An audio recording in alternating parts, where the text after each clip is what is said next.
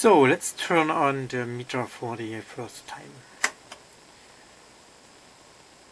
Booting is actually quite fast for any bench instrument.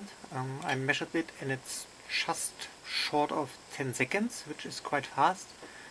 I think my power supply takes around 15 seconds and the oscilloscope like 30 or so. So that's quite nice.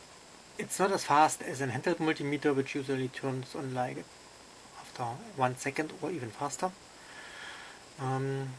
So here we have it. Nice big digits here, easy to read even when you are farther away. Range switching is quite nice. If you press it again, you switch between DC and AC. Current, that's all of the ohms functions, continuity, diode test. Again, capacity, frequency, temperature. So that's quite nice. You can select the ranges here. You get them, or the most important ones on the first page, the other ones on the second page. So that's also quite easily accessible. One thing to note is there is no back button here to close the menu, so when you want to do that you need to press the selection here again and then you switch. If you go to another menu, pressing it will not switch between AC and DC, it will just switch back the menu here. You can also just press the range and switch between the selected one and auto. So there we go in here, select 60 volt. Okay, it also always goes back to 600 millivolts, so that's not so nice.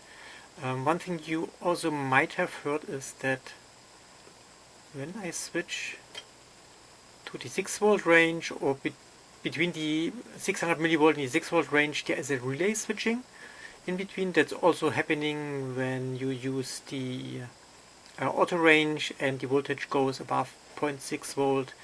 The relay will turn on, and when the voltage goes back, the relay will turn off. So that's something to keep in mind when you have signals changing around this particular voltage or similar for the current. The relay might click very often. It might be unnerving to you, and second is it might wear out the relay quite fast. So if you have that, it's better to just keep into a manual range. Then you can switch between the triggering speed here between low, medium and high. I have not found any specification of whether this has an actual influence about noise or accuracy or whatever. It just means that it's faster. Usually for many meters, if you switch to a higher speed, you lose 1 or 2 digits. For this one, it's always 4.5. And you can turn on and off the input filtering, and you'll see with the low pass filtering, it's much more stable. And then you have the relative mode, especially for ohms mode, you probably need that one.